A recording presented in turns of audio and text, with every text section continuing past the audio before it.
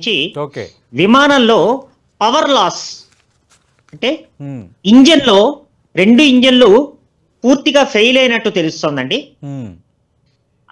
So దానికి కారణాలు ఏమిటి అంటే 2-3 రకాలుగా ఉంటాయి. అవి ఏమిటంటే, ఒకటి ఇంజన్ కి బయట ఏం జరిగింది అన్నది. అంటే ఒక ఇంజన్, జెట్ ఇంజన్ ఎలా పనిచేస్తుందంటే, బయట నుంచి వచ్చే గాలి లోపలికి వెళ్ళిన తర్వాత, ఇంజన్ లోపలికి వెళ్ళిన తర్వాత ఏటీఎఫ్ అని ఉంటుందండి, ఏవియేషన్ టర్బైన్ ఫ్యూయల్ అంటారు. ఈ ఏటీఏషన్ అంటే మన పెట్రోలు, డీజిల్, ఇతర వాహనాలు ఎలా నేల మీద నడుస్తుంటాయో, విమానంలో ఏటీఎఫ్ అని ఉంటుందండి, ఏవియేషన్ టర్బైన్ ఫ్యూయల్. ఈ ఏవియేషన్ టర్బైన్ ఫ్యూయల్ బయట నుంచి వచ్చే గాలి, ఇంజన్ కి వెలుపల ఉండే గాలి, ఆ గాలిలో ఉండేటువంటి ఆక్సిజన్ ఈ ఏవియేషన్ టర్బైన్ ఫ్యూయల్లో కలిసి థ్రస్ట్ జనరేట్ అవుతుంది. అంటే ఇంజన్లో శక్తి అనేది ఉత్పన్నం అవుతుంది. దాని సహాయంతో విమానం ముందుకు వెళ్తుంది. అలా వెళ్లకుండా ఇక్కడ ఇంజిన్ కి హలో సార్ వినిపిస్తాను సార్. సార్ దయచేసి మీ వీడియో ఒకసారి ఆన్ చేసుకోండి సార్. కాళిదాస్ గారు ఏమండి, మీ వీడియో ఆన్ చేసుకోండి సార్. వీడియో ఒక్క నిమిషం.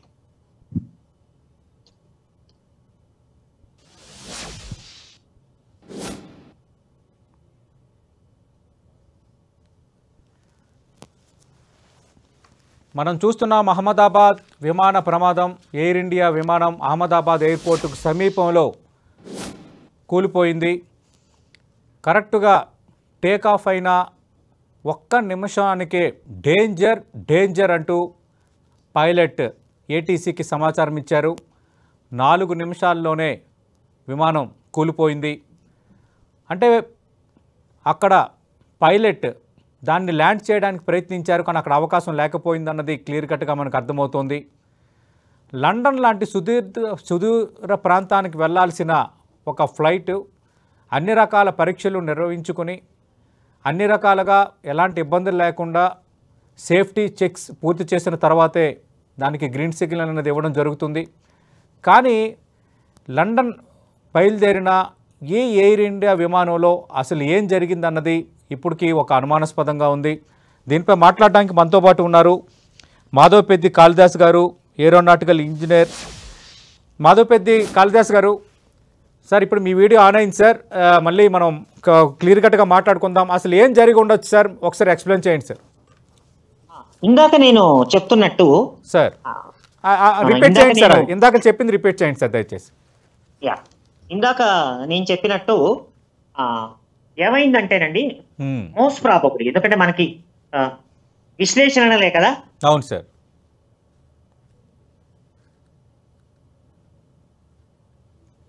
కాళిదాస్ గారు మాట్లాడండి సార్.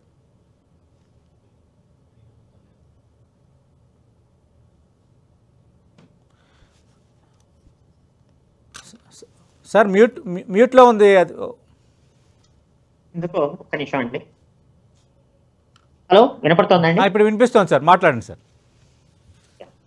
సో మనకి అందుతున్న సమాచారంలో పైలట్ నాకు ఇంజన్లో టోటల్ ట్రస్ట్ పోయింది, ఇంజను పవర్ ఫెయిల్యూర్ అయింది అన్న సందేశాన్ని పంపించినట్టు మనకి వార్తలు వస్తున్నాయి. అలా ఎందుకు జరిగి ఉంటుందంటే, కారణం ఏమై ఉంటుందంటే, ఒకటి బయట అంటే బాహ్యపరంగా లోపలికి వచ్చే గాలికి ఏదన్నా అడ్డంకి ఏర్పడితే మోస్ట్ లైక్లీ 2 రకాలుగా ఉంటుంది. ఒకటి ఇంజన్ ఒక మెకానికల్ ఫాల్ట్ ఏదన్నా ఉండి ఇంజను లోపలికి గాలి పీల్చుకోలేనప్పుడు ఆ ఇంజన్ కంబషన్ ఛాంబర్ లో ఉన్న ఫ్యూయల్ తో సరిగ్గా మిళితం కాలేక థ్రస్ట్ జనరేట్ చేయడం ఆగిపోతుంది. అదొక కారణం. అలా ఎందుకు అవుతుంది అంటే, రెండవ కారణం అవ్వచ్చు. ఇవన్నీ ఎగ్జాక్ట్ గా ఇలా అయింది అన్నది కాదు, మనకి ఎంక్వైరీ తర్వాత తెలుస్తుంది. ఏదైనా బర్డ్ హిట్ అంటే ఇంజన్ లో బర్డ్ హిట్స్ అయితే అది ఒక పక్ష 2-3 పక్షులు కలిసి ఇంజన్ బ్లేడ్స్ కి బలం తాకి అవి ముక్కలు ముక్కలు అయిపోయినప్పుడు సార్ బయట నుంచి వచ్చే గాలి లోపలికి సరిగ్గా రాదు. దానివల్ల ఏమవుతుంది, లోపల ఉన్నటువంటి ఫ్యూయల్ ఏదైతే ఉంటుందో అప్పుడు దానిలోకి సరైనటువంటి ఆక్సిజన్ కంబషన్ ఛాంబర్ లో మిళితం కాకుండా సార్ సరైనటువంటి పవర్ జనరేట్ కాదు.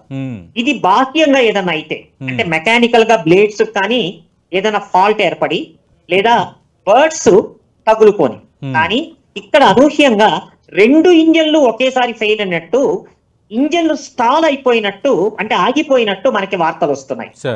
సో బయట నుంచి 2 ఇంజన్లో పక్షుల గుంపులు ఇతరత్రా ఏదన్నా బలంగా తాకి గాలి లోపలికి వెళ్ళటానికి అడ్డంకి ఏర్పడటం అన్నది ఒక పద్ధతి లేదా ఒక పాజిబిలిటీ.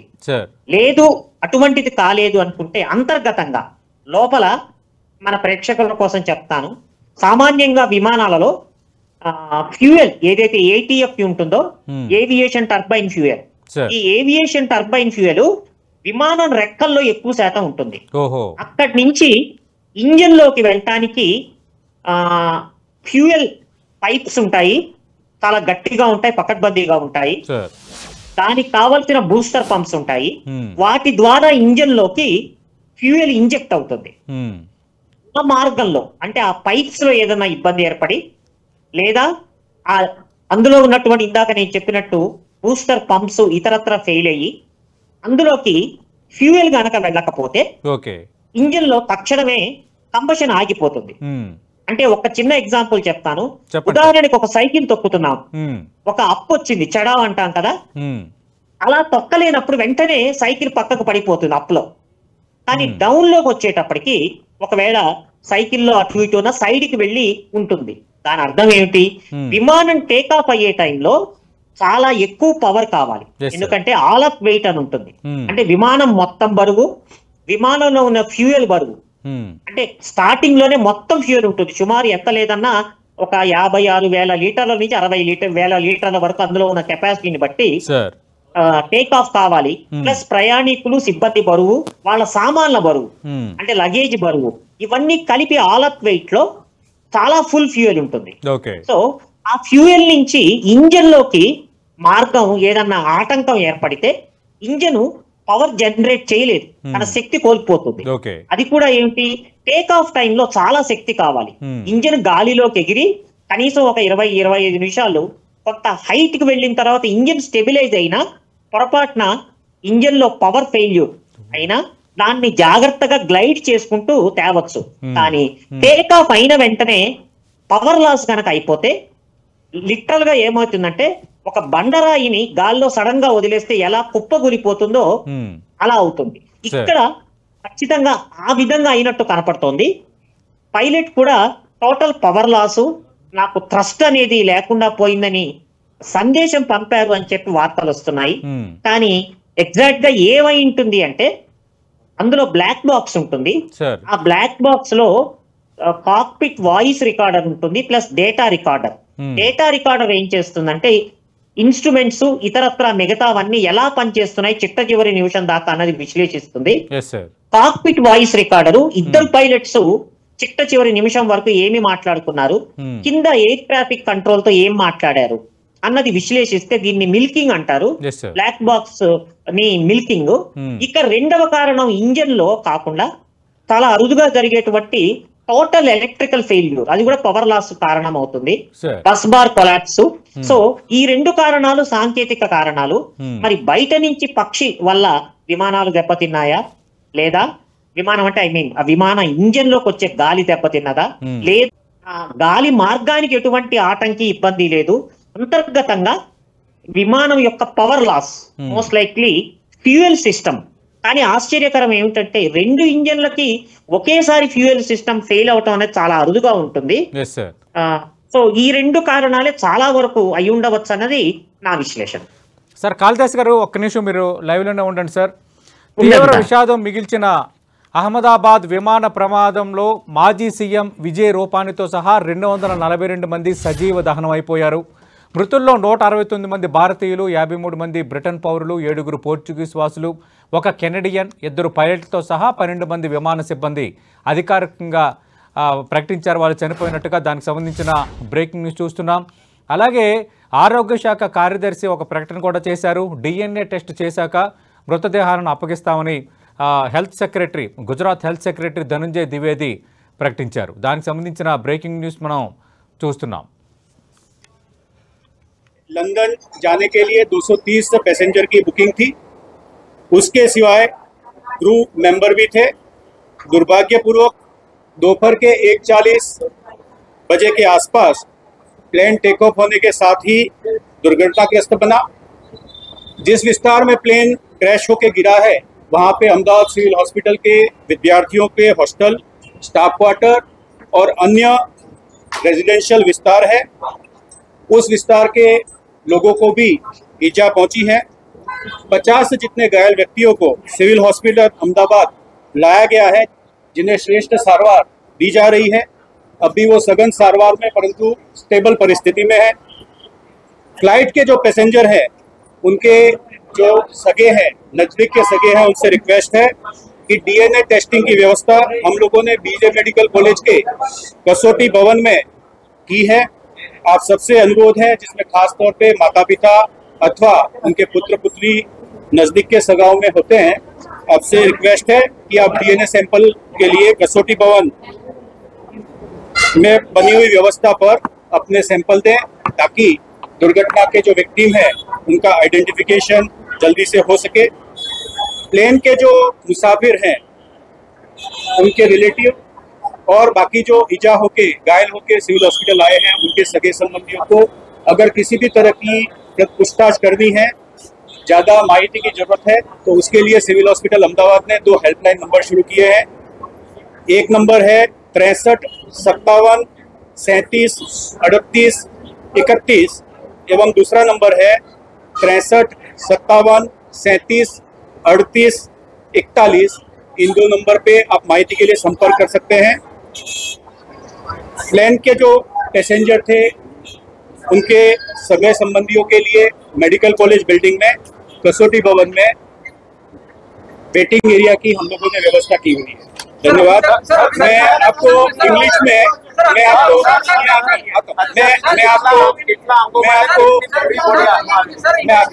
आपको इंग्लिश में अगर आप में से चाहते। ఎయిర్ ఇండియా నిర్లక్ష్యమే ప్రాణాలు తీసిందా? ఈ మరణ మృదంగానికి బాధ్యులు ఎవరు? సజీవ దహనానికి నిర్లక్ష్యపు నిప్పే కారణమా? ఎయిర్ ఇండియా విమానంలో లోపించిన మెయింటెనెన్స్ వైరల్గా మారిన వీడియో మనం చూడొచ్చు.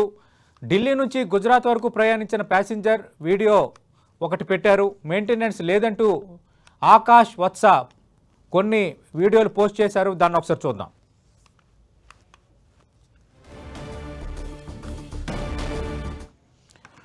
ప్రస్తుతం డిబేట్లో జాయిన్ అవుతున్నారు సురేష్ రెడ్డి గారు, X Indian air force. Suresh Reddy గారు, మనం చూస్తున్నాం ఆల్రెడీ మాధవపెద్ది కాళిదాస్ గారు టెక్నికల్ అంశాలని వివరించారు. అంటే ప్రమాదం ఎందుకు జరిగి ఉండొచ్చు అన్నదానికి ఇవి కారణాలు కావాల్సినది ఇన్ డీటెయిల్గా ఆయన మాట్లాడారు. మీరేమనుకుంటున్నారు సార్? మీ అంచనా ఏంటి సురేష్ రెడ్డి గారు? అసలు ఏం జరిగి ఉండొచ్చు?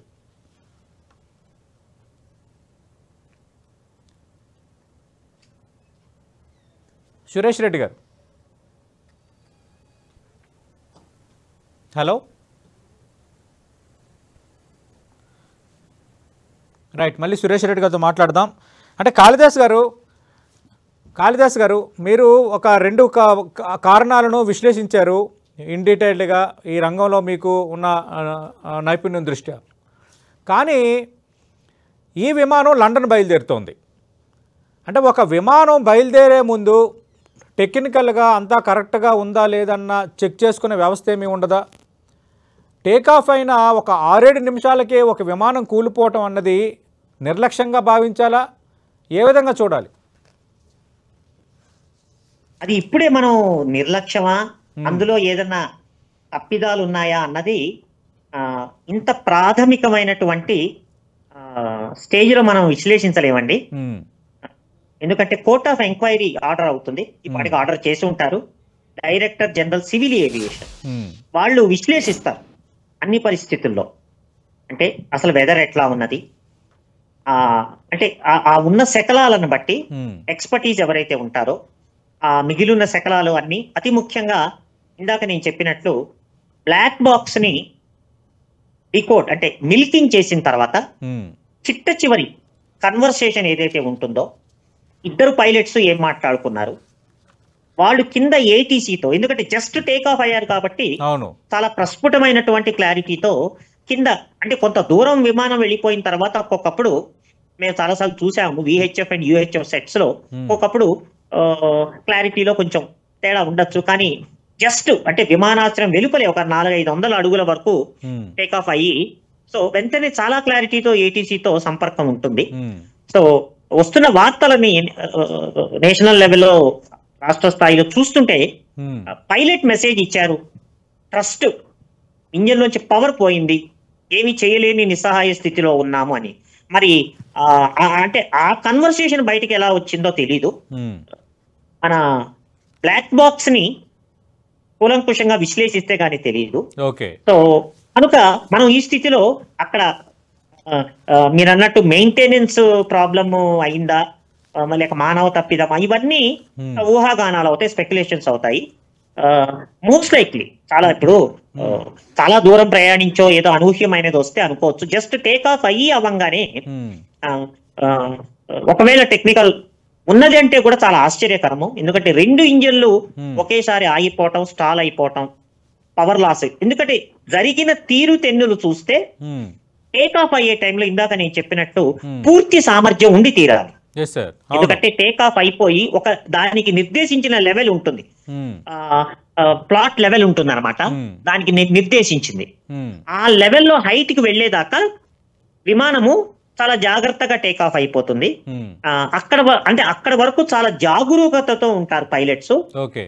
కానీ ఇక్కడ జస్ట్ టేక్ ఆఫ్ అయిన వెంటనే 2 ఇంజన్లు పవర్ లాస్ అయిపోతే పైలట్ ఏమీ చేయలేడు, నిస్సహాయ స్థితిలోకి వచ్చేస్తారు.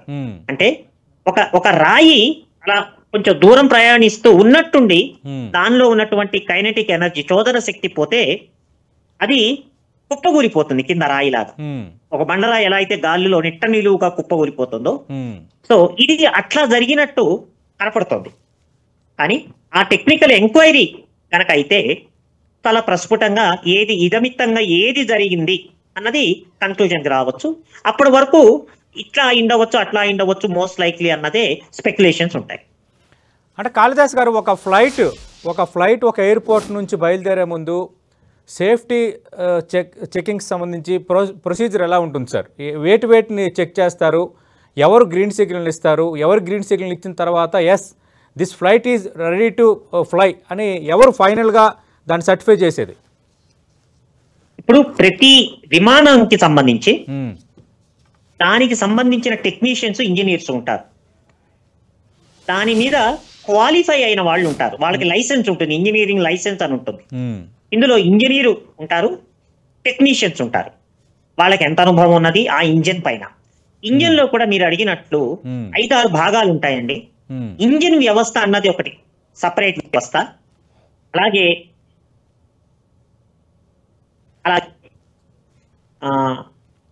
ఎయిర్ ఫ్రేమ్ వ్యవస్థ అని ఉంటుందండి, అంటే ఇంజన్ బాడీ మొత్తం, దాన్ని ఎయిర్ ఫ్రేమ్ అంటారు. సార్ కెమెరా చూసి మాట్లాడండి సార్. కాళిదాస్ గారు రిక్వెస్ట్ సార్, కెమెరా వైపు మాట్లాడండి sir. Thank you sir.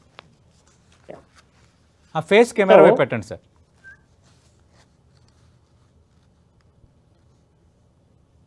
Hello, మాట్లాడండి సార్. సో ఆ ఇంజన్ వ్యవస్థ అనేది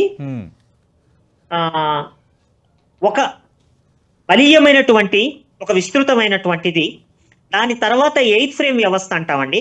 ఈ ఎయిర్ ఫ్రేమ్ వ్యవస్థ బాడీ మొత్తాన్ని చూస్తుంది. అందులో అతి ముఖ్యంగా హైడ్రాలిక్ వ్యవస్థ అని ఉంటుంది, దాని మీద సపరేట్ గా ట్రైన్ అయినటువంటి టెక్నీషియన్స్ ఉంటారు.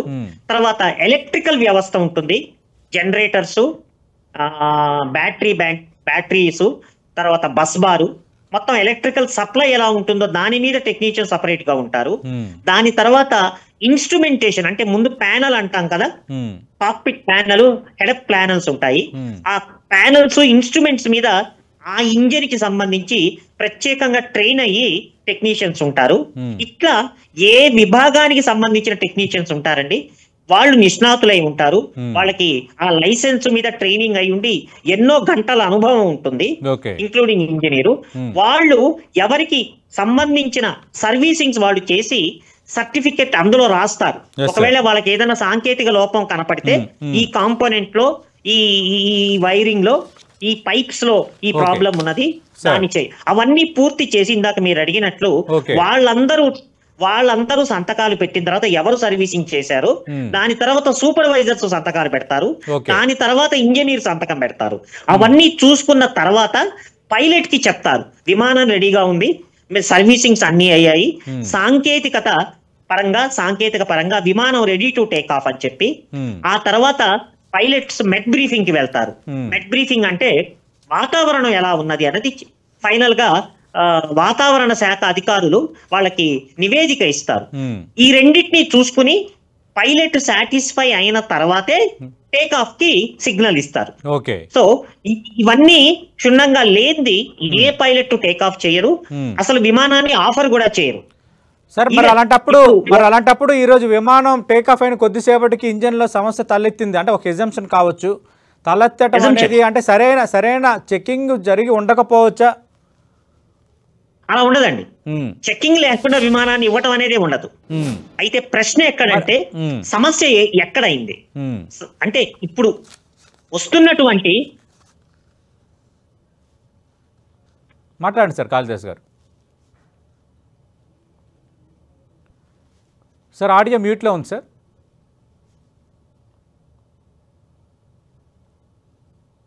హలో వినపడుతుందా? మాట్లాడండి సార్. వినిపిస్తోంది సార్, మాట్లాడండి. ఎప్పుడైతే విమానాన్ని ఆఫర్ చేశారో సర్వీసింగ్ లేకుండా ఒకవేళ ఒక ప్రయాణం నుంచి వచ్చి ఇంకొక ప్రదేశానికి వెళ్తోంది అనుకుందాం, మధ్యలో కూడా టిఆర్ఎస్ అంటారండి, టర్న్ అరౌండ్ సర్వీసింగ్. సో అది కూడా చేస్తారు. అందులోను డైరెక్ట్ గా లాంగ్ ఫ్లైట్, ఇదేదో మన దేశంలో ఒక సిటీ నుంచి ఒక సిటీకి లాంగ్, ఇప్పుడు ఇంటర్ కాంటినెంటల్ వేరే కాంటినెంట్ కి వేరే దేశానికి వెళ్తోంది అంటే ఎంత లేదన్నా సుదీర్ఘంగా లండన్ కి వెళ్తోంది అంటే మధ్యలో ఎక్కడో మిడిల్ ఈస్ట్ లో ల్యాండింగ్ ఉంటుంది, 20-25 గంటలు అది ఫ్లై చేయాలి అంటే అన్ని వ్యవస్థలు పర్ఫెక్ట్ గా చూసిన తర్వాతే చేస్తారు. కానీ ఇక్కడ ప్రశ్న ఏమవుతోందంటే వస్తున్న రిపోర్ట్స్ ఆధారం చేసుకొని, మనకి ఇంకా కోర్ట్ ఆఫ్ ఎంక్వైరీ ఏం రాలేదు, ఈ ప్రాథమికం కదా. సో ఇంజిన్ పవర్ లాస్ అన్నది ఏ కారణం అవుతుంది అన్నది కోర్ట్ ఆఫ్ ఎంక్వైరీ తేలుస్తుంది. అందులోను 2 ఇంజన్లు ఒకేసారి పవర్ లాస్, అసలు పవర్ లాస్ అయిందా అన్నది కూడా అఫీషియల్ గా నిర్ధారించాలి. ఇవన్నీ అంచనాలు మాత్రమే, స్పెక్యులేషన్స్ మాత్రమే. సార్ కాళిదాస్ గారు లైవ్ లోనే ఉండండి సార్.